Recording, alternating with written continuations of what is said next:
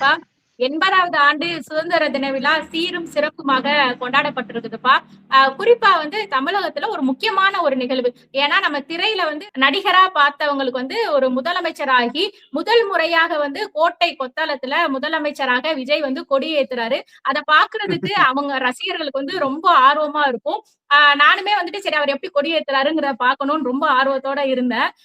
அவர் கொடியேத்துற செய்திய பார்க்கலாம் அப்படின்னு சொல்லிட்டு போன்ல லைவ் பார்க்கலாம்னு எடுத்து பார்த்தா கொடி ஏத்துறத தாண்டி வேற ஒரு செய்தி தான் வந்துட்டு ஊடகங்கள்ல வந்து பிரதிநிதித்துவப்படுத்தப்பட்டிருந்துச்சுப்பா. ஸ்கிரீன் ஃபுல்லாவே வந்துட்டு ஒரு நடிகை அவங்களுடைய ரியாக்ஷன், அவங்க என்ன கலர் ட்ரெஸ் போட்டிருக்கிறாங்க, அவங்க வந்து போன்ல வீடியோ எடுத்தது, இந்த ஒரு செய்தி தான்ப்பா மேலோங்கி இருந்துச்சு. அந்த சுதந்திர தினம் அப்படிங்கிறதும் முதலமைச்சர் அப்படிங்கிறதுமே வந்து 2ஆம் நிலைக்கு தள்ளப்பட்டிருந்தாங்க.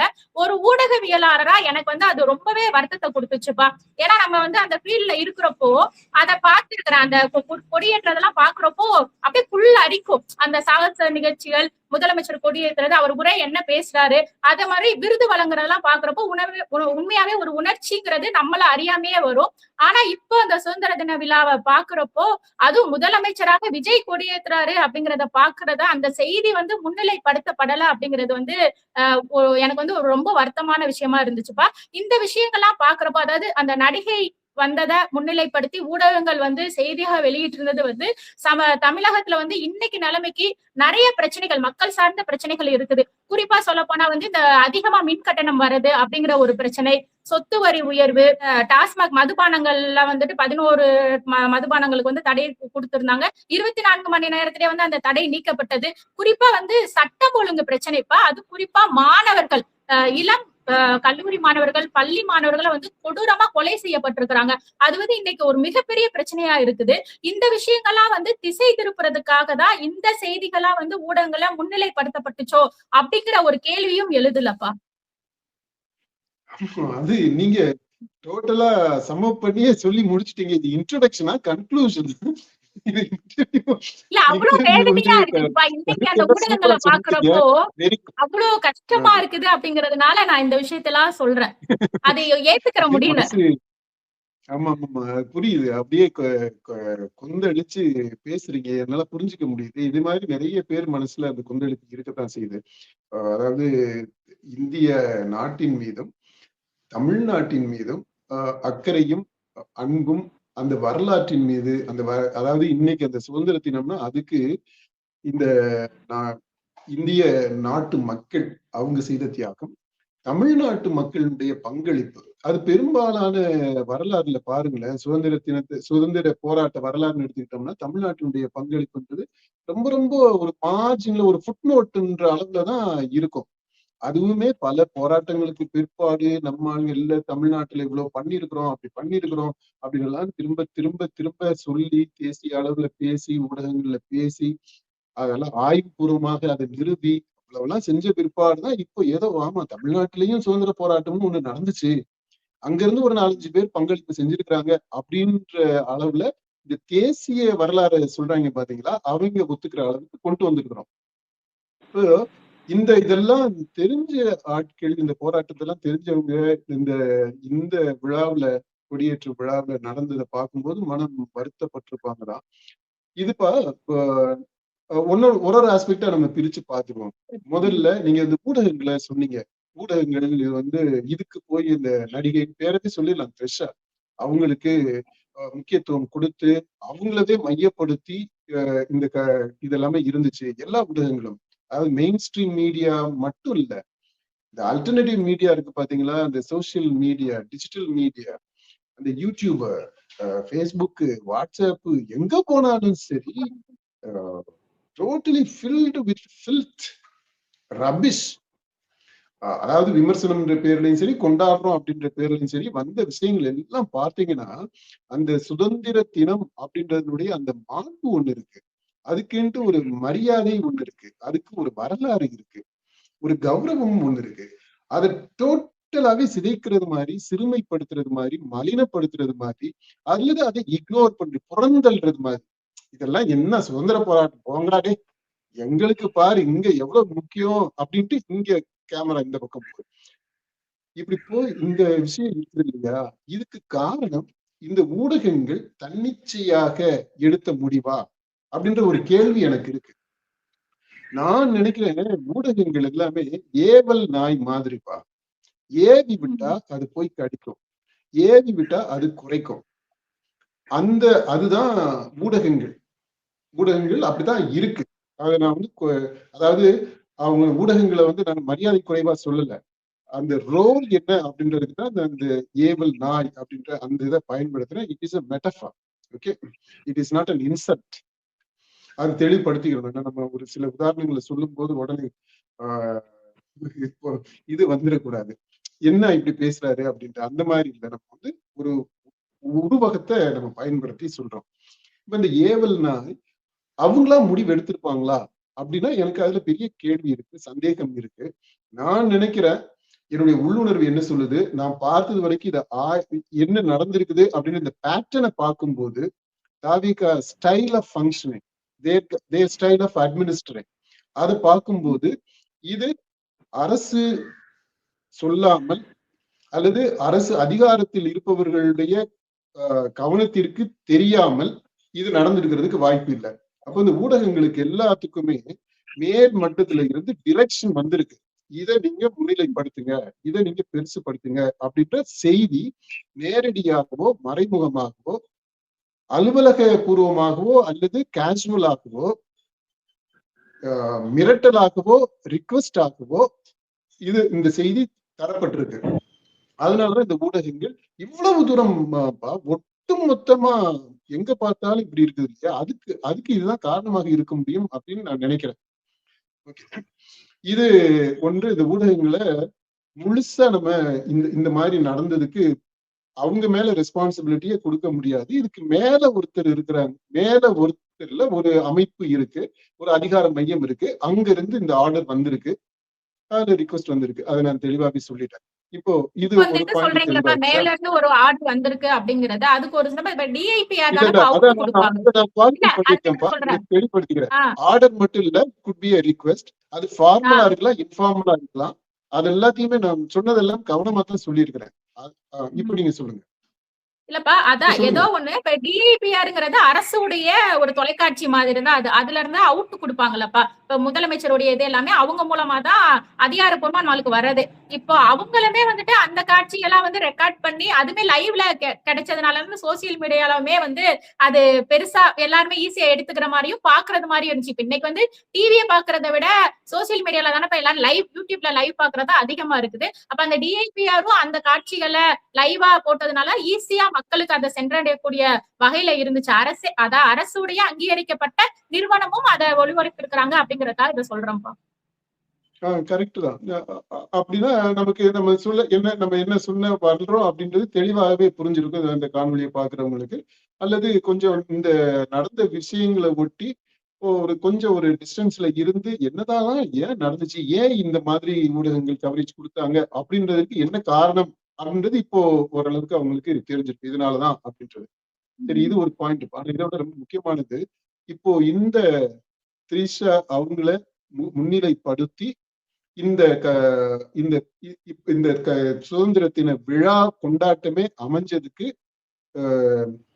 2 விதமான விளைவுகள் இருக்கு.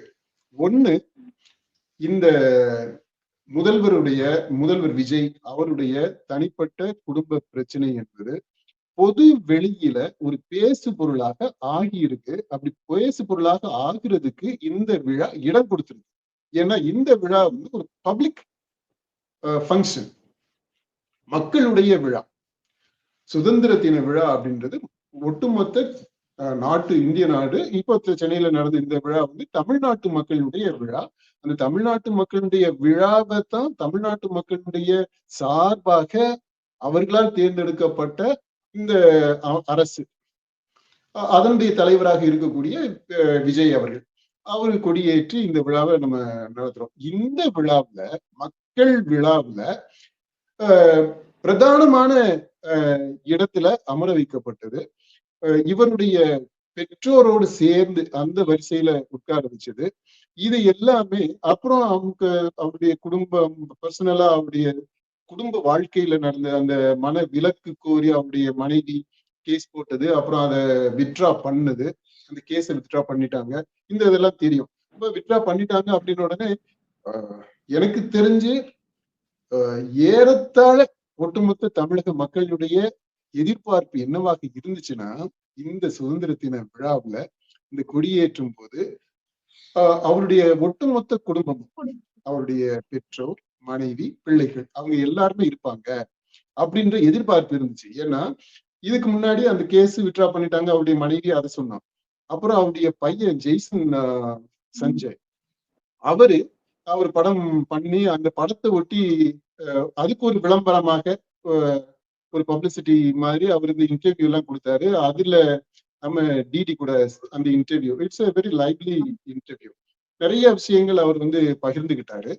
அதுல அவங்க அப்பாவை பற்றி அவர் சொன்ன அந்த கருத்து, அந்த அவர் ஷேர் பண்ணிக்கிட்ட அந்த விஷயங்கள், இதெல்லாம் கேட்டவங்க ஓகே, அப்போ நம்ம முதல்வருடைய குடும்பம் நல்லபடியா வந்துருச்சு, சுமூகம் ஆயிடுச்சு, ராசி ஆயிடுச்சு. அப்போ அது ஒரு எடுத்துக்காட்டான குடும்பமாக இருக்கும். இனி அந்த குடும்பத்தை பற்றி குறை சொல்றது மாதிரி எதுவும் இருக்காது, விமர்சனங்களுக்கு அப்பாற்பட்டதாக வந்துருச்சு அப்படின்னு தான் எல்லாருடைய உணர்வுகளுமே இருந்துச்சு. நான் தாவேகா உறுப்பினர்களை பற்றி மட்டும் சொல்லல, பொதுவாக இருக்கக்கூடிய மக்களுமே அப்பா பரவாயில்ல, ஒரு பிரச்சனை சால்வ் ஆயிடுச்சு அப்படின்னு. அதாவது முதல்வர் விஜயுடைய சார்பாக நம்ம எல்லாமே இப்போ ஒரு பெருமூச்சு விட்டோம். அப்பா பிரச்சனை, அவருக்கு ஒரு பிரச்சனை போயிடுச்சுப்பா, இனி அவர் வேற விஷயங்கள்ல அவர் போக்கஸ் பண்ணலாம்.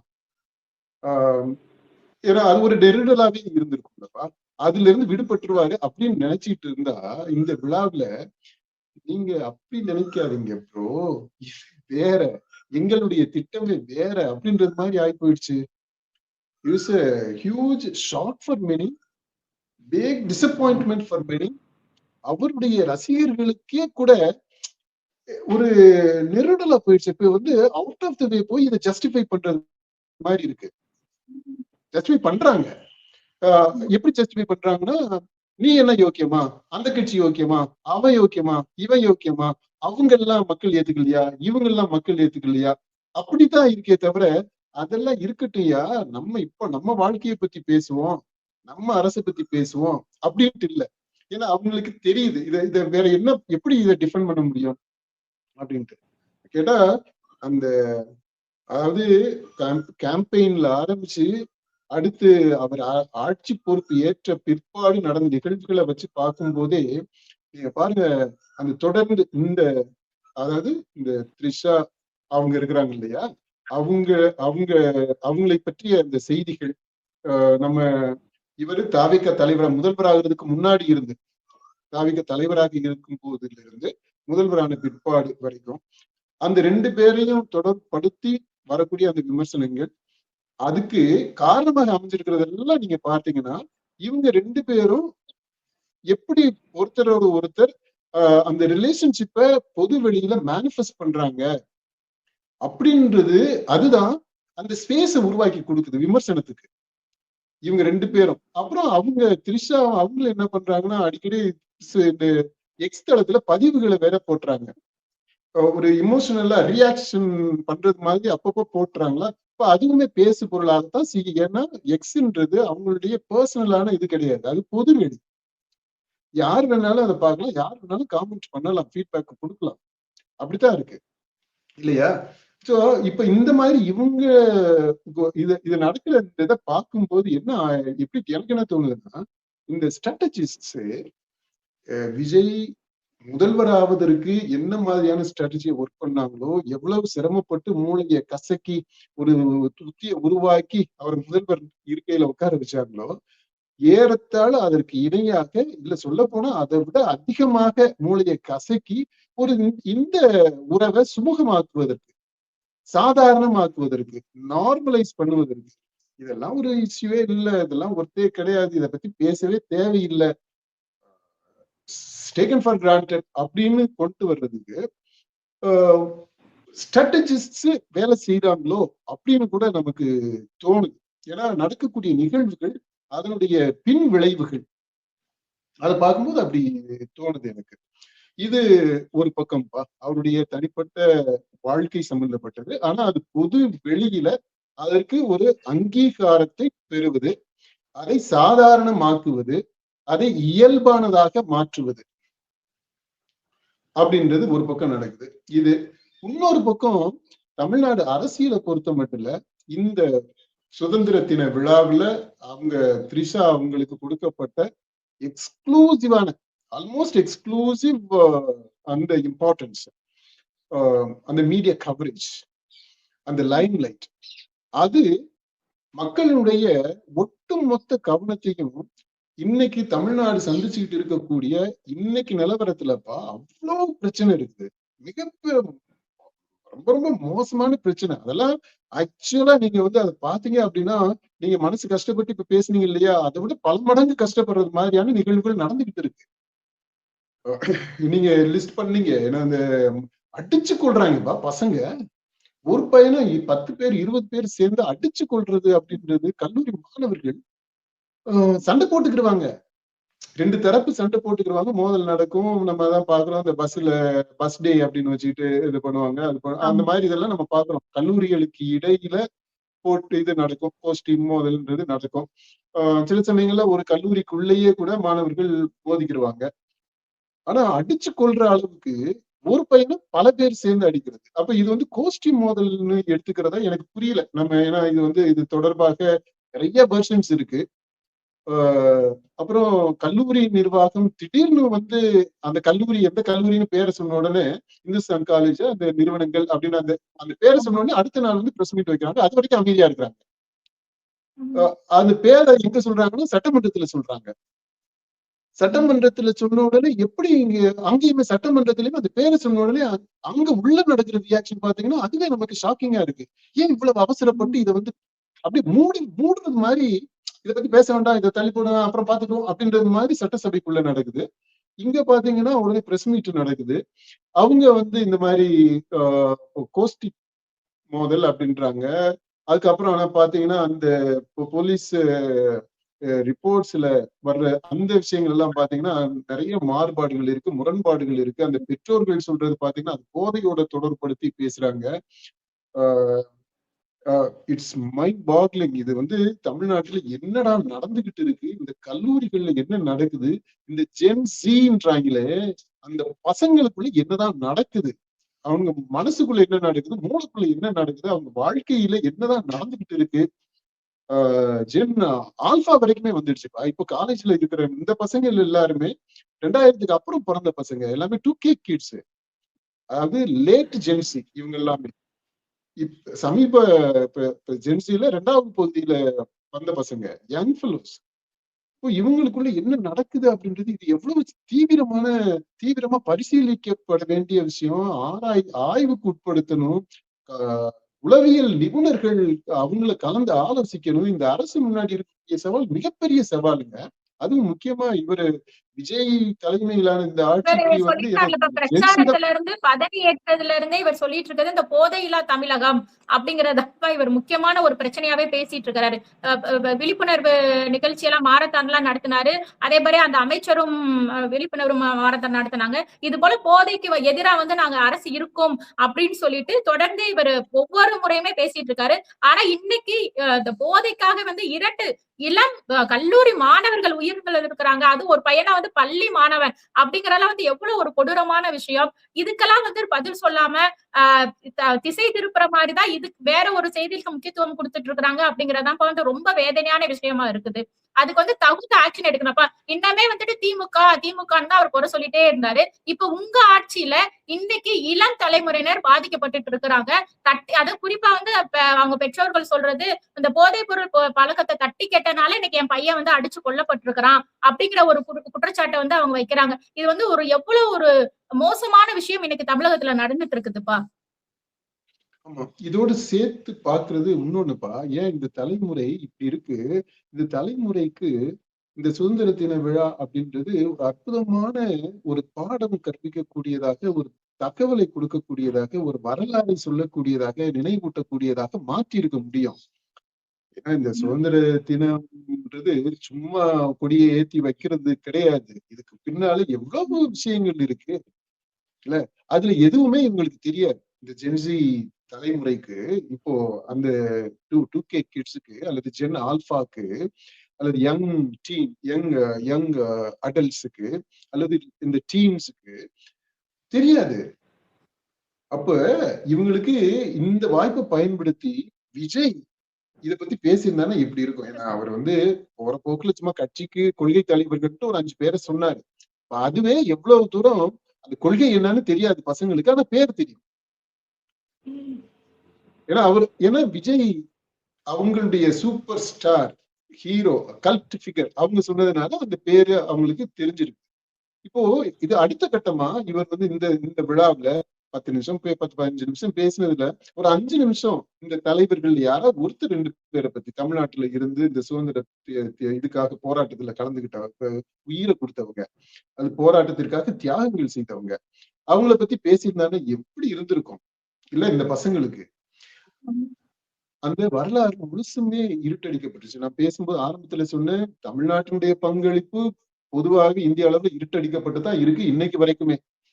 இப்போ அதை மாற்றுவதற்கு ஒரு ஸ்டெப் எடுக்கிறதுக்கு ஒரு வாய்ப்பு இருந்துச்சு. அதுவும் இந்த விஜய் மாதிரியான ஒரு கிளாமர் ஃபிகர் இல்ல, அவருக்குன்ட்டு ஒரு ஸ்டார் வேல்யூ இருக்கு. அவர் சொன்னாக்க லிசன் பண்ணுவாங்க, ஃபாலோ பண்ணுவாங்களோ இல்லையோ லிசன் பண்ணுவாங்க அப்படின்ற அந்த அளவுக்கு இருக்கு. அப்படிப்பட்ட ஒரு பெரும் தலைவர் அவரு அந்த வாய்ப்பை நழுவ விட்டுட்டாரு அப்படின்னு தான் நான் நினைக்கிறேன். நழுவ விட்டுட்டாங்க அப்படின்னா வேணும்னே இதை செய்யாம விட்டுட்டாரோ அப்படின்னு கூட நமக்கு தோணுது. ஏன்னா இந்த ஜென் ஜி அப்படின்றவங்க பல இந்த விஷயங்கள் எல்லாம் தெரிஞ்சுட்டாக்க எங்க அவருடைய கை அவர்கிட்ட இருந்து கை மீறி போயிடுவாங்களோ அப்படின்ற ஒரு பயம் கூட இருக்குமா என்னன்னு தெரியல. ஒரு அவருக்கு இருக்கா அல்லது அவருடைய ஸ்ட்ராட்டஜிஸ்க்கு இருக்கா? ஏன்னா இந்த அரசையுமே கூட இப்போ நிர்வாகம் பண்ணக்கூடிய அந்த ஸ்டைல பார்த்தோம் அப்படின்னா விஜய் முதல்வர் அவரு முடிவெடுத்துதான் நடக்குதா இல்ல அவர் முடிவெடுக்க அவர் பேரால மற்றவங்க முடிவெடுக்கிறாங்களா? ஒரு பக்கம் ஜோதிட விற்பனர்கள் இருக்கிறாங்க, இன்னொரு பக்கம் ஸ்ட்ராட்டஜிஸ்ட் கூட இருக்கிறாங்க. இப்ப அதனால இந்த அரசு நிர்வாகம் எப்படி நடக்குது, யாருடைய வழிகாட்டுதல்ல நடக்குது அப்படின்றதே ஒரு பெரிய சிக்கல்ல இருக்கிறது மாதிரிதான் எனக்கு தெரியுது. அதனுடைய விளைவுகளை தான் நம்ம இந்த அட்மினிஸ்ட்ரேஷன்ல கிராஸ் ரூட்ல நம்ம அடிமட்டத்துல நம்ம இருக்கிறோம் இல்லையா, நம்ம லெவல்ல நம்ம பாக்குறோம் இல்லையா என்ன நடக்குதுன்ட்டு. இதுக்கு காரணம் அதான் மேல் மட்டத்துல இன்னும் அவங்க அந்த அதிகாரத்தை எப்படி பகிர்வது அப்படின்றதுல இன்னும் ஒரு தெளிவு வரலையோ அப்படின்னு எனக்கு தோணுது. இப்ப இதெல்லாமே பிரச்சனைகள்ப்பா. இப்ப இந்த ஒரு செயல் மூலமாக இந்த சுதந்திர போராட்டத்துல நம்ம தமிழக தலைவர்களுடைய, தமிழக மக்களினுடைய அடித்தட்டு மக்கள் அவங்களுடைய பங்களிப்பு அவ்வளவு இருக்கு இந்த சுதந்திர போராட்டத்துல. அது எல்லாமே ஓரங்கட்டப்பட்டுருச்சு. இன்னொரு பக்கம் நடப்பு அரசியல்ல இருக்கக்கூடிய மக்களை பாதிக்கக்கூடிய அந்த பிரச்சனைகள்ல இருந்து மக்களுடைய கவனம் தற்காலிகமாக திசை திருப்பப்பட்டுருச்சு. இதுதான் நடந்திருக்கு. இன்னொன்னு அவருடைய தனிப்பட்ட வாழ்க்கையில இருக்கக்கூடிய சில பிரச்சனைகளை சாதாரணமாக்கி நார்மலாக்கி இயல்பானது அப்படின்றதை நோக்கிய ஒரு செயல் திட்டம் முன்னெடுக்கப்படும். நம்ம இந்த திசை திருப்புற விஷயத்துக்காக இது செய்யறாங்க, இந்த விஷயங்கள்லாம் நடந்துச்சு அப்படிங்கறத பேசணும்ப்பா. அப்ப குறிப்பா வந்துட்டுப்பா அந்த ஒரு 2 விஷயங்களை பத்தி நம்ம பேசணும்ப்பா. இந்த மதுபானங்களுக்கு 11 மதுபானங்களுக்கு தடை விதிச்சிருந்தாங்க. 24 மணி நேரத்திலேயே அந்த விதிக்கப்பட்ட தடையை நீக்கிட்டாங்க. இன்னொரு விஷயம் பாத்தீங்கன்னா இந்த சொத்து வரி உயர்வு, சென்னையில பல மடங்கு சொத்து வரி உயர்வு இருந்துச்சு. அதுக்கு தொடர்ந்து எதிர்கட்சிகளா எதிர்ப்பு தெரிவிச்சிருந்தாங்க. இதுல 2 விதமா பேசப்படுது. உடனடியா திமுகவுக்கு கிடைத்த வெற்றி இது, திமுக எதிர்த்ததுனால இந்த சொத்து வரி அரசு நிறுத்தி வச்சிருச்சு அப்படிங்கிற மாதிரி விமர்சனங்கள் வருது. சொத்து வரியை உயர்த்தினால மக்கள் மத்தியிலையும் ஒரு எதிர்ப்பு இருக்கிறனால இதுல இருந்தும் திசை திருப்பணும் அப்படிங்கிற விஷயத்துக்காக இந்த சுதந்திர தின விழா தலைவர்களை பத்தி பேசினா விஜய்க்கு எந்த பலனும் கிடையாது. ஆனா இதுல இருந்து திசை திருப்பினா விஜய்க்கு ஒரு நல்ல ஒரு விஷயம் கிடைக்கும், மக்கள் மத்தியில நல்ல ஒரு பிம்பம் கிடைக்கும் அப்படிங்கிறதுக்காகவும் இதை இவங்க திசை திருப்புற முயற்சிகளை இந்த விஷயங்கள்லாம் இப்ப யாருமே பேசுறல இல்லப்பா. இன்னைக்கு நம்ம தான் பேசிக்கிட்டு இருக்கிறோம். மக்கள் மத்தியில சொத்து வரி உயர்வு, இந்த வெளிப்படையான அரசு. இப்ப சுதந்திர தின விழாவுல கூட அவர் லஞ்சம் ஊழல் இல்லாத அரசு தான் முழுமையான சுதந்திரம் அப்படிங்கிறத பேசியிருக்கிறாரு. ஆனா 24 மணி நேரத்துல எப்படி விதித்த தடையை நீக்குவீங்க, அதற்கு பின்னாடி என்ன நடந்துச்சு அப்படிங்கிற விஷயத்த பார்த்தா அதுல லஞ்சம் ஊழல் எல்லாமே வருமோ அப்படிங்கிற ஒரு சந்தேகம் எழக்கூடிய ஒரு நிலையும் இருக்குது இல்லப்பா. நீங்க சொன்னதுல எல்லாத்தையுமே நான் ஒத்துக்கிருவேன். அதாவது கரண்ட் பில்லு, அதுல எக்கச்சக்கமான குளறுபடிகள் நடக்குது. இந்த விலைவாசியுமே அதிகமாயிக்கிட்டு போகுதுப்பா. அரிசி விலை எல்லாம் கன்னா பின்னான்னு போயிடுச்சு. அது எல்லாத்தையுமே ஒத்துக்கிறேன், நீங்க சொன்னது எல்லாம். ஆனா இந்த குடிய பத்தி சொன்னீங்க பாத்தீங்களா? இந்த சில இத வந்து பட்டியல்ல இருந்து அதெல்லாம் ஆமா. வாங்கக்கூடாதுன்னு சொல்லிட்டு 24 மணி நேரத்துல திரும்ப அத ரிவோக் பண்ணிட்டாங்க, வாங்கலான்ட்டாங்கன்னு. அது நான் நினைக்கிறேன், அது உண்மையிலேயே இந்த குடியர் இருக்கிறாங்க இல்லையா? குடி பிரியர்கள், அந்த ம். மதுவர் அப்படின்னு சொல்லலாம், இல்ல ஆமா. குடியர்ன்னு சொல்லலாம்னு நினைக்கிறேன். இப்ப அவங்களுடைய நலனை முன்னிட்டு, அவங்களுடைய தேவையை முன்னிட்டு, அவங்களுடைய ரசனையை முன்னிட்டு எடுக்கப்பட்ட முடிவு அப்படிதான் நான் நினைக்கிறேன். ஏன்னா இதுல 14 விதமான சரக்குகளை நீங்க வந்து திடீர்னு நிறுத்திவிட்டீங்க அப்படின்னா வெரைட்டி எங்க போறது? அதுக்கு அல்டர்னேட்டிவா அதான் நீங்க புதுசா கொண்டு ஏதாவது ஒண்ணு வராங்களேப்பா. பண்ணணும்ல. அதான் அது அதுக்கான இனிமேல் முயற்சி தானே நடந்துட்டு வரும்பா. இருக்குது. ம். இல்ல முயற்சி நடக்குது, அது வரணும்ல முதல்ல. ஹைனகன் வரணும், பட்வைசர் வரணும், அதெல்லாம் இன்னும் வரல. வர்றது வரைக்கும் இருக்கிறதையும் நீங்க குறைச்சுக்கிட்டீங்க அப்படின்னா சாய்ஸஸ் வந்து ரொம்ப லிமிட்டடா போயிருது. அது அது எப்படி அது வந்து எங்களுக்கு இந்த குடிக்கக்கூடிய மக்களுக்கு செய்யக்கூடிய துரோகம் இல்லையா? It's injustice. அதைத்தான் ரியலைஸ் பண்ணிட்டு, ஐயோ நம்ம இவங்களுக்கு வந்து இது மாதிரி துரோகம் பண்ணக்கூடாது, இப்போ அதனால அது தொடரும், அடுத்து புதிய சரக்குகள்லாம் வரட்டும், வெளிநாட்டு சரக்குகள்லாம் வந்த பிற்பாடு அதுக்கப்புறம் பரிசீலனை பண்ணிக்கலாம் இத அப்படின்ட்டு ஒரு நல்ல எண்ணத்துல எடுக்கப்பட்ட முடிவு. அதனால அதை குறை சொல்றது மட்டும் நான் வந்து வித்தியாசப்படுறேன். நான் இதை வந்து ரொம்ப ரெட்டாரிக்கலா, நக்கலா, நையாண்டியா சொல்றேன் அப்படின்னு நீங்க எடுத்துக்கிட்டீங்கனாலும் சரி, இல்ல உண்மையிலேயே குடிக்கக்கூடியவங்க அவங்களுக்கு மேல உண்மையான அக்கறையில இதை செஞ்சிருக்கிறாங்க அப்படின்னு நல்லபடியா நான் சொல்றேன்னு எடுத்துக்கிட்டீங்கன்னாலும் சரி, ஓகே. இப்போ அது தவிர மற்ற பிரச்சனைகள் எல்லாமே ஆஹ் ரொம்ப அக்யூட்டா மக்களை பாதிக்கக்கூடியது. சட்டம் ஒழுங்கு வந்து இமோஷனலான விஷயம். அதை நம்ம சொன்னோம், அது வந்து ஒரு அப்படி கொதிச்சுக்கிட்டு இருக்குது.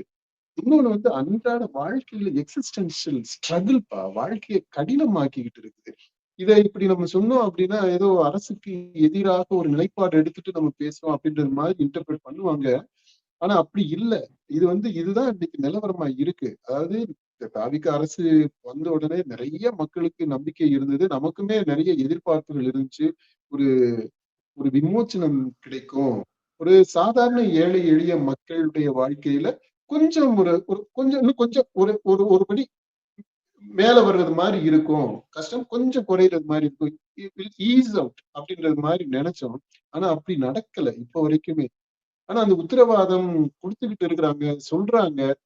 ஊழல் வந்து குறைஞ்சிருச்சு அப்படின்ட்டு ஒரு பக்கம் சொல்றாங்க. ஆனா இன்னொரு பக்கம் நம்ம பார்த்தோம், நம்முடைய களத்திலிருந்து வரக்கூடிய அந்த இன்ஃபர்மேஷன், அந்த டேட்டா, அது வந்து ஊழல் குறைஞ்சிருச்சா அப்படின்னா ஊழல் குறையல. ஆனா சில பேர் வந்து ஊழல் பண்றதுக்கு, லஞ்சம் வாங்குறதுக்கு கொஞ்சம் தயங்குறாங்க, அவ்வளவுதான் இருக்கு. அதுவுமே கூட இப்பெல்லாம் கொஞ்சம் துணிச்சல் வந்துருச்சு. இப்ப டாஸ்மாக்ல எல்லாம் இந்த 10 ரூபாய் பத்தி பிரச்சனையில எல்லாம் அவங்க எல்லாம் இப்ப ரொம்ப இதாவே சொல்றாங்க, ஸ்ட்ராங்காவே பேசுறாங்க. இடையில போன மாசம் எல்லாம் கொஞ்சம் ஹெசிடேட் பண்ணாங்க, இல்லைங்க அப்படி அது மாதிரி கொஞ்சம் இது பண்ணாங்க. ஆனா வாங்கிட்டு தான் இருந்தாங்க அப்போ. இப்போ வந்து என்ன சொல்றாங்க, அந்த பழைய கெத்துக்கு போயிட்டாங்க. வாங்கினா வாங்கி, இல்லாட்டி போயிட்டே இரு, நீ யார்கிட்ட போய் சொல்லணும், எவன்கிட்ட போய் சொல்லணுமோ சொல்லிக்க, அந்த லாங்குவேஜுக்கு போயிடுச்சு. தெரிஞ்சதை போய் பாத்துக்க அப்படின்றாங்க. ஏன்னா நீ ரெக்கார்ட் பண்றியா, பண்ணிக்க அப்படின்ற, இந்த என் மொபைல கூட வச்சு பண்ணிக்க அப்படின்ற அந்த ரேஞ்சுக்கு போறாங்க. இப்போ லைவ் பண்ணணும்னா பண்ணுவோம் அப்படின்றாங்க. உன் கூட சேர்ந்து நானும் வைரல் ஆயிக்கிறேன் அப்படின்னு அந்த மாதிரி அவங்களுக்கு இதுதான் இப்ப நடந்துகிட்டு இருக்குதுப்பா. இது உண்மையிலேயே நம்ம சிரிக்கிற வேதனை தான் இது எல்லாமே. இதுல இருந்து ஒரு விமோசனம் வரணும். இது வரும்ன்ற நம்பிக்கை இன்னும் இருக்கு. அதாவது விஜய் சில சில அவருக்குன்னு இருக்கக்கூடிய அந்த சில பிரச்சனைகள்ல இருந்து விடுபட்டுட்டு அட்மினிஸ்ட்ரேஷன்ல முழுசா போக்கஸ் பண்ணாருன்னா கண்டிப்பாக செய்ய முடியும். அது அந்த நம்பிக்கை இருக்கு. ஆனா அவருடைய கவனம் சிதறிதான் இருக்கு இப்ப வரைக்கும் அப்படின்றதான் நம்முடைய அசஸ்மெண்ட். இப்போ இந்த சுதந்திர தின விழாவ வந்துட்டு முதலமைச்சர் இல்ல தமிழக அரசு வந்து திசை திருப்புச்சு. அது அந்த செய்திகள வந்து பின்னுக்கு தள்ளப்பட்டுச்சுன்னு ஒரு பக்கம் பேசிட்டு இருக்கிறதுலப்பா, இந்த பிஜேபியும் இந்த சுதந்திர தின விழாவ வந்துட்டு பின்னுக்கு தள்ளுற மாதிரி இந்த நயினார் நாகேந்திரனுடைய பேச்சுங்கிறது அமைஞ்சிருச்சு. அவரு பேச்ச எடுத்து பார்த்தா சுதந்திர தினம் அவர் கொடியேத்துனாரு. அத செய்தியா பேசல. அவர் பேசின விஷயம் தான் வந்து செய்தியாயி இப்போ அவர் கைது செய்யப்படலாம் அப்படிங்கிற மாதிரிலாம் பேசிட்டு இருக்கிறாங்க. அவர் வந்து எப்பயோ முதலமைச்சர் பேசின பேச்ச வந்து எடுத்து அதுக்கு பதில் சொல்லும் விதமா இப்ப பேசியிருக்கிறாரு. அது வந்து கொச்சைப்படுத்தும் விதமா பேசினாரு. முதலமைச்சர் அவதூறா பேசினாரு அப்படின்ட்டு இன்னைக்கு வந்து பேசிட்டு இருக்கிறோம்ப்பா. இந்த பிஜேபி சார்பிலையும் இந்த சுதந்திர தின விழா வந்து பின்னுக்கு தள்ளப்பட்டு அவர் வந்து பேசினதுங்கிறது ஒரு திசை திருப்பிப்பட்டு அவருடைய பேச்சு தான் இன்னைக்கு முதல் தலைப்புச் செய்தியா வந்து அமைஞ்சிருக்குதுப்பா. ஆமா. இதுக்கு இது பின்னாடி அதாவது இருக்கக்கூடிய இந்த திசை திருப்பல் அரசியல் என்னப்பா? ஆமா. இதுக்கு முன்னாடியும் அது மாதிரி நடந்துச்சு. இந்த காவிரி பிரச்சனை எல்லாம் பயங்கரமா ஓடிக்கிட்டு ஆமா. இருக்கும்போது, ஆ. அப்போ டக்குன்னு உதயநிதி கை கொடுத்தாரு விஜய்க்கு. ஆமா. கை கொடுத்து கவனம் எல்லாம் அப்படியே திசை திருப்புச்சு. இப்ப அத பத்தி ஆக்சுவலா பேசுறதுக்கு நிறைய விஷயங்கள் இருக்கு. எப்படி முதல் தடவையாக அந்த திமுக கட்சியில, அதாவது நமக்கு தெரிஞ்சு கேம்பெயின்ல கூட அந்த மாதிரி நடக்கல. அவங்க திமுக இதுல அந்த ரோட் ஷோஸ் எல்லாம், Stalin road show, Udhayanidhi road show, அதுல எல்லாமே நம்ம பார்த்தோம். விஜயுடைய ரோட் ஷோவும் இருந்துச்சு. அப்போ விஜய்க்கு வந்து எப்படி தன்னெழுச்சி ரசிகர்கள் வந்து இது பண்ணாங்க தெரியுமா? அதை நம்ம பதிவு பண்ணியிருக்கிறோம். அந்த ம். கம்பேரிட்டிவாவே நம்ம அந்த இதை நம்ம வந்து சொல்லியிருக்கிறோம். அதாவது ரோட் ஷோனா கிங் வந்து விஜய் தான், மத்தது எல்லாமே டூப்ளிகேட் தான், செகண்டரி, ரெண்டாவது. அதை பார்த்துட்டு காண மயிலாட கண்டிருந்த வான்கோழி அந்த ரேஞ்சில தான் உதயுடைய ரோட் ஷோல அப்போ இருந்துச்சுன்றதை நம்ம சொல்லியிருக்கோம். நான் முதல் தடவையா இந்த அரெஸ்ட் பண்ணிட்டு உதய அங்க கொண்டு போயிட்டு அவர் அங்க வெளியில வர்றாரு பாத்தீங்களா அந்த ஸ்டேஷன்ல, அந்த டயத்துல கூடியிருந்த அந்த கூட்டம், அந்த மக்கள் அவங்களுடைய ரியாக்ஷன், அதுல பெரும்பாலானவங்க கூட்டிட்டு வந்தவங்க தான். அதுல நான் மாற்று கருத்தா சொல்லல. அவங்க கூட்டிட்டு வந்தவங்க விஜய்க்கு மாதிரி ஸ்பான்டேனியஸா வந்தவங்க இல்ல. கொஞ்சம் பேரு ஸ்பான்டேனியஸா வந்திருக்கிறாங்க பாக்குறதுக்கு அரெஸ்ட் அப்படின்னு உடனே. ஆனா கணிசமான பேர் வந்து அவங்க கூட்டிட்டு வந்துதான் கூட்டத்தை காட்டணும் அப்படின்ட்டு. ஆனா அந்த கூட்டத்துல கூட்டிட்டு வந்தவங்கனாலுமே கூட தட் இமோஷனல் அவுட்பர்ஸ்ட் இருக்கு பாத்தீங்களா, அது சம்திங் வெரி யூனிக். ரொம்ப கவனிக்க வேண்டியதாக இருந்துச்சு. அந்த உதய்க்கு அந்த தன்னெழுச்சியாக அவங்க உணர்வு பூர்வமாக காட்டிய அந்த ரியாக்ஷன், அந்த ரெஸ்பான்ஸ், அது இதுக்கு முன்னாடி இருந்த எந்த இதுலயுமே நான் பார்க்கல. இதுலதான் வெளிப்பட்டுச்சு. அந்த விதத்துல பாத்தீங்க அப்படின்னா இது திமுகவுக்கு ஒரு புத்துணர்ச்சியை கொடுக்கக்கூடியதாக அமைஞ்சிருச்சு. அது எதிர்பார்க்காத இன்னொரு ரிசல்ட் அவங்களுக்கு. அப்போ திமுக அப்படின்றது அப்படி ஒன்னும் இதா இல்ல, தேவைப்பட்டா அவங்க வந்து கிளர்ந்து எழுவதற்கான ஒரு சூழலும் இருக்கு. ஒரு இமோஷனலான ஒரு இஷ்யூ வரும்போது அவங்க வந்து பின்வாங்கிட போறது கிடையாது, முன் வருவாங்க அப்படின்ற அந்த ஒரு நம்பிக்கையை கொடுக்கக்கூடியதாக இது இருந்துச்சு அந்த நிகழ்ச்சி. திமுக பிளஸ் ஆன ஒரு நிகழ்வா மாறி இருந்துச்சு. ஒரு பாசிட்டிவ் சிம்டம், அடையாளம் அது. அது அவங்க ஸ்ட்ராட்டஜிஸ்ட் இத வச்சுட்டு ஃபர்தரா அவங்களுடைய பிளான்ஸ் எல்லாம் ஒர்க் அவுட் பண்ணணும். எப்படி பண்ண போறாங்கன்னு நமக்கு தெரியல. ஆனா that something nice that happened. அத நம்ம நோட்டீஸ் பண்ணோம் இதுல, உதய் இதுல. பொதுவா மக்கள் வந்து அந்த மக்களுடைய கவனம் பூராமே காவிரி பிரச்சனை, அந்த அந்த டயத்துல இருந்து மற்ற பிரச்சனைகள்ல இருந்து தற்காலிகமா திசை திரும்பிச்சு. அதுக்கப்புறம் பாத்தீங்கன்னா அடுத்து இன்னொரு நிகழ்வு, இங்க மக்களுடைய பிரச்சனைகள் அதிகமாகும் போது அல்லது புதுசா பிரச்சனைகள் வரும்போது இங்க கரெக்டா அதை மடை மாற்றுவதற்கு, திசை திருப்புவதற்கு ஏதாவது ஒண்ணு நடந்துரும். அந்த உதய்க்கு நடந்தது மாதிரி இப்போ நயினார் அரெஸ்ட் ஆவாரா, உதய அரெஸ்ட் பண்ண இந்த அரசு நயினார் நாகேந்திரன் அரெஸ்ட் பண்ணுமா, அரெஸ்ட் பண்ணிருமா, அரெஸ்ட் பண்ற அளவுக்கு தில் இருக்குதா அப்படின்னு எல்லாம் கூட கேட்க ஆரம்பிச்சிட்டாங்க. பிஜேபி காரன் மேல இந்த அரசு கை வச்சிருமா, வச்சுட்டு இந்த அரசு நின்றுமா அப்படின்னு கேக்குறாங்கப்பா. இப்போ சோசியல் மீடியா ஃபுல்லா நீங்க பாருங்களேன். இது ஒரு பக்கம் இந்த நரேட்டிவ், இந்த இந்த சேலஞ்ச் ஒரு பக்கம் ஓடிக்கிட்டு இருக்கு. இன்னொரு பக்கம் பாத்தீங்கன்னா இந்த ஆள் பேசினது இப்படி, அவர் பேசினது தப்பு, இவர் பேசினது தப்பு அப்படின்ட்டு நாகேந்திரன் அப்படி அந்த மாதிரி லாங்குவேஜ்ல சொல்லிக்கிட்டு இருக்கிறாங்க, திட்டுறாங்க. இன்னொரு பக்கம் பாத்தீங்கன்னா அவருடைய சப்போர்ட்டர்ஸ் இந்த மாதிரி கேள்வி எழுப்புறாங்க. அப்புறம் நடுநிலையில இருக்கிறவங்க இதுல ஒன்றும் பெரிய விஷயம் இல்லையே, இதை ஏன் பெருசுப்படுத்தணும், அவர் என்ன பெரிய தப்பா சொல்லிட்டாரு. அதாவது முதல்வர் சட்டமன்றத்துக்குள்ள சொன்ன அதுதான் இவர் ரெஃபர் பண்றாரு. இவரை கன்காக்ட் பண்ணி எதையும் சொல்லல. இரட்டை அர்த்தம் துணிக்கிறது மாதிரி சொல்லி இருக்கிறாரா அப்படின்னா தெரியல நமக்கு. இதுல என்ன 2 அர்த்தம் இருக்குது, 3 அர்த்தம் இருக்குது அப்படின்றது தெரியல. இதுலயுமே கூடப்பா நம்ம அதை பத்தி பேச முடியும். இந்த பொதுவாவே இந்த கெட்ட வார்த்தையில பேசுறது, இரட்டை அர்த்தத்துல பேசுறது அப்படின்றது பற்றி எல்லாமே நம்ம பண்பாட்டு ரீதியாக ஒரு அனாலிசிஸ் நம்ம பண்ணணும். அதை உங்களுக்கு டைம் இருந்தா, வாய்ப்பு இருந்தா எனக்கு ஒரு சான்ஸ் கொடுங்க, அதை பத்தி நம்ம பேசுவோம். இந்த இந்த இதை பத்தி, இந்த டபுள் மீனிங்ல பேசுறது, கெட்ட வார்த்தையா பேசுறது அப்படின்றது இருக்குது பாத்தீங்களா. அதனுடைய இந்த கல்ச்சுரல் பெர்ஸ்பெக்டிவ்ல எப்படி பாக்குறது, பொலிட்டிக்கல் பெர்ஸ்பெக்டிவ்ல எப்படி பாக்குறது, ஹிஸ்டாரிக்கலா என்னவாக எப்படி அது பார்க்கப்பட்டிருக்கு அப்படின்றத பற்றி எல்லாம் ஒரு காணொலி நம்ம போடுது. அது தேவைப்படுதுன்னு நினைக்கிறேன். அப்படி இல்லாட்டினா ரொம்ப குறுகிய இதுல ஒரு ஸ்டேட்மெண்ட் சொல்லிட்டாங்க அப்படின்னா, அவர் சொன்னதை விட அது தப்பா இருக்கு, இரட்டை அர்த்த வசனத்துல பேசிட்டாங்க, உதயநிதி அப்படி பேசிட்டாரு, நயினார் இப்படி பேசிட்டாரு அப்படின்னு சொல்றவங்க இருக்காங்க இல்லையா, அவங்க மனசும் எவ்வளவு கேவலமான புத்தியா இருந்துச்சுனாக்க இதுக்கு எல்லாத்துக்கும் அர்த்தத்தை இம்ப்யூட் பண்ணிக்கிட்டு இருக்க முடியும். இதை கடந்து போயிருக்கலாம்ல. ஆக்சுவலா ஒரு ஒரு ஜென்டில் மேனா இருக்கிறாங்க அப்படின்னா இதெல்லாம் இக்னோர் பண்ணிட்டு போயிருக்கணும். ஆனா இதவே ஒரு இஷ்யூ ஆகுறாங்க பாத்தீங்களா. அப்படின்னா அப்போ அவங்க மைண்ட் எவ்வளவு கரெக்டா இருக்கு. அல்லது இத வச்சுக்கிட்டு ஒரு அரசியல் பண்ணணும் அப்படின்ற ஒரு தேவை இருக்குது. அப்போ அரசியல் கட்சிக்கு, ஆட்சியில் இருக்கிறவங்களுக்கு, இந்த ஆட்சிக்கு இந்த மாதிரி ஒரு தேவை இருக்கிறதுனாலதான் இது இந்த மாதிரி ஒரு அதாவது கடந்து போக வேண்டிய ஒரு விஷயம் பிரச்சனையாக, மைய பிரச்சனையாக, தலைபோகிற பிரச்சனையாக, இந்த தமிழ்நாட்டில் இன்னைக்கு இருக்கக்கூடிய மிக முக்கியமான பிரச்சனையாக, ஒரே பிரச்சனையாக அது ஆக்கப்படுது. ஊடகத்தினுடைய கவனம், ஒட்டுமொத்த கவனமும் அங்க போய் நிக்குது. அப்போ வேற வழியே கிடையாது. அரசியலுக்கு தேவைப்படுது இல்லப்பா, அதை அவங்க பயன்படுத்திக்கிறாங்க. இதெல்லாம் வச்சுதானே அரசியல் பண்றாங்க. இல்ல ஒண்ணு மக்கள் சார்ந்த பிரச்சனைகளை பேசிட்டு இருக்கணும், அதை பேசி எந்த பிரயோஜனம் இல்ல, நம்மளுக்கு எதிரா இருக்குங்கிறப்போ தனக்கு எதிரானதா சாதகமா பயன்படுத்தி அரசியல் பண்ணிக்கிறாங்க.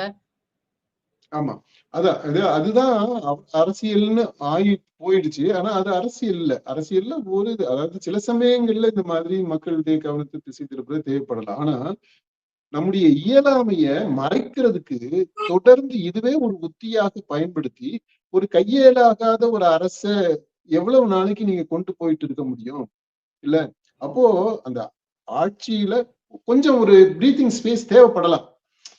தொடர்ந்து விமர்சனமா வந்துகிட்டு இருக்கு, கொஞ்சம் டைம் தேவைப்படுது சில விஷயங்களை சரி பண்றதுக்கு அப்படின்னா புரிஞ்சுக்கிறோம். அந்த டயத்துல மக்கள்கிட்ட கவனத்தை கொஞ்சம் திசை திருப்பி விட்டுட்டு நீங்க ஸ்டடி பண்ணிக்கணும்.